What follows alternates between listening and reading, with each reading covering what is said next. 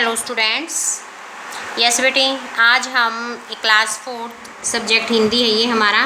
इसका जो है हमारा ये लेसन 2 ये बीच में छूटा हुआ था बेटे, तो आज इसको मैं करवा रही हूँ जिसका नाम है भीड़ ही भीड़। ठीक है, भीड़ तो का मतलब तो आप समझते होंगे बहुत ज़्यादा रश हो जाना। ठीक है, ये क्लास 4 है, सब्जेक्ट हिंदी है और लेसन नंबर 2 है जो बीच में छूटा हुआ है। ठीक है, तो मैं पहले आज आपको इसकी स्टोरी पढ़ूंगी, सुनाऊंगी। आप ध्यान से सुने। स्टोरी देखिए, हिंदी सब्जेक्ट बहुत इजी है, ये इजी होता है। इसकी स्टोरी अगर आपने सुन ली ध्यान से तो आपको सब कुछ क्लियर हो जाता है और आपको कुछ भी लर्न करने की भी आवश्यकता नहीं होती है, सब लर्न हो जाता है। ठीक है, तो आप इसकी स्टोरी प्लीज़ ध्यान से सुने। ठीक है, इसमें क्या होता है, देखो मेरे मामा जी दिल्ली में रहते हैं। एक बच्चा है ये, या एक लड़का है या एक आदमी है, जो भी है, उसके मामा दिल्ली में रहते हैं। मैं कई वर्षों से दिल्ली नहीं गया था, तो वो कई वर्षों से दिल्ली नहीं गया था। कुछ दिनों पहले उनका पत्र मिला, उनके मामा जी का पत्र आया उनके पास। कुछ दिनों पहले समाचार था कि वे बीमार चल रहे हैं। उनके मामा ने पत्र में लिखा था कि वो बीमार चल रहे हैं, इसलिए मैंने दिल्ली जाने का निश्चय किया। मामा जी के 6 बेटे और 4 बेटियां हैं, उनका भरा पूरा परिवार है। फिर मुझे क्यों बुलाया, मैं समझ नहीं पा रहा था। तो इसमें आप कहानी तो समझ रहे होंगे। इसमें एक लड़का रहता है और उसके मामा जी होते हैं, वो दिल्ली रहते हैं। काफ़ी दिनों से वो अपने मामा के पास नहीं गया है, तो उसके मामा जी का पत्र आया, उसके मामा जी ने उसको बुलाया है और उसके मामा जी बीमार चल रहे हैं, उन्होंने पत्र में ये लिखा है। लेकिन उसके मामा जी के पास 6 बेटे हैं और 4 बेटियां हैं, वो इतना भरा पूरा परिवार है, फिर उसे क्यों बुलाया। वो असमंजस में था कि मुझे क्यों बुला लिया, वहाँ 10 बच्चे जब उनके पास हैं।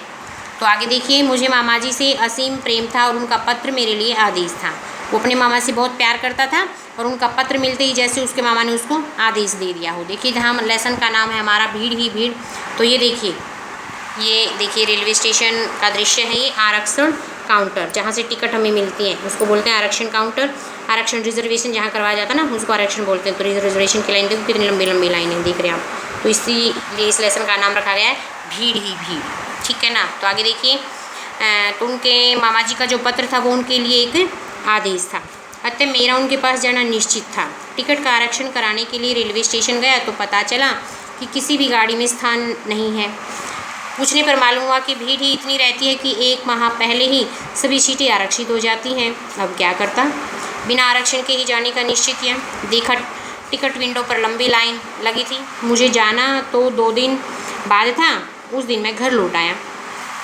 वो उस लंबी लाइन को देख के, जैसे उसने देखा टिकट रिजर्वेशन आरक्षण के लिए गया वो, तो उसने देखा कि वहाँ तो बहुत ही लंबी लाइन है। देखो ये ऐसे देखिए, तो इतनी लंबी लाइन को देख के वो अपने घर वापस आ गया, है ना, इतनी भीड़ को देखकर।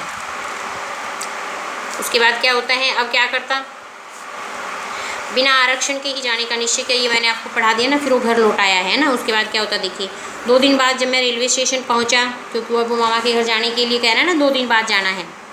तो 2 दिन बाद जब मामा के रेलवे स्टेशन पहुंचा तब भी यही हाल था, इतनी ही भीड़ थी तब भी। मैं टिकट के लिए लाइन में लगा, लंबी लाइन थी। टिकट विंडो पर भारी भीड़ देखकर नहीं लगता था कि टिकट मिल पाएगा।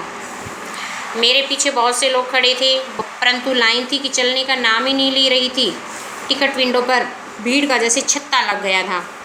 मैंने अपने पीछे खड़े व्यक्ति को अपना स्थान सुरक्षित रखने को कहे विंडो पर गया।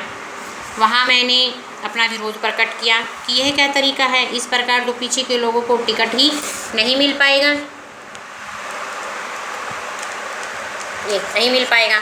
तो इसमें क्या होता है कि वो लड़का जैसे टिकट आरक्षण के लिए काउंटर पर जाता है तो उसके बहुत भीड़ होती है। उस भीड़ को देखकर वो वापस आ जाता है कि यहाँ तो बहुत भीड़ है, क्योंकि उसको 2 दिन बाद जाना होता है मामा के पास। लेकिन जब वो 2 दिन बाद रेलवे स्टेशन पर गया तो भी वहाँ इतनी ही भीड़ थी।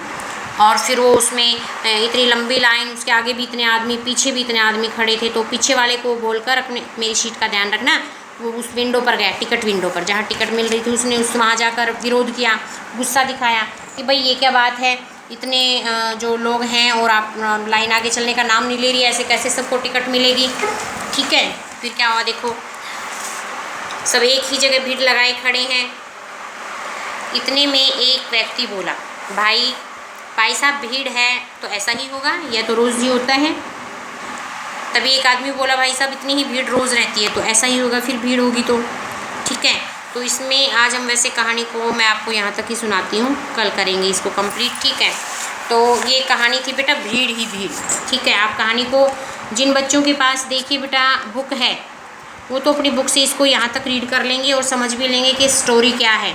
और जैसे मैंने आपको पढ़ते पढ़ते समझाई भी है, जिनके पास बुक नहीं है वो इस तरीके से बेटा इसको पॉज करके वीडियो को देखो ऐसे और अपना पढ़ लें। ठीक है, ये इसकी पिक्चर है, देखिए भीड़ ही भीड़। ठीक है, इस तरीके से आप वीडियो को पॉज करें ऐसे और आप इसको पढ़ लें स्टोरी को, ताकि आपको समझ आ जाए। फिर मैं जब आगे काम करेंगे तो क्वेश्चन आंसर वगैरह तो आपको पता हो कि हाँ भाई इसके ये क्या था।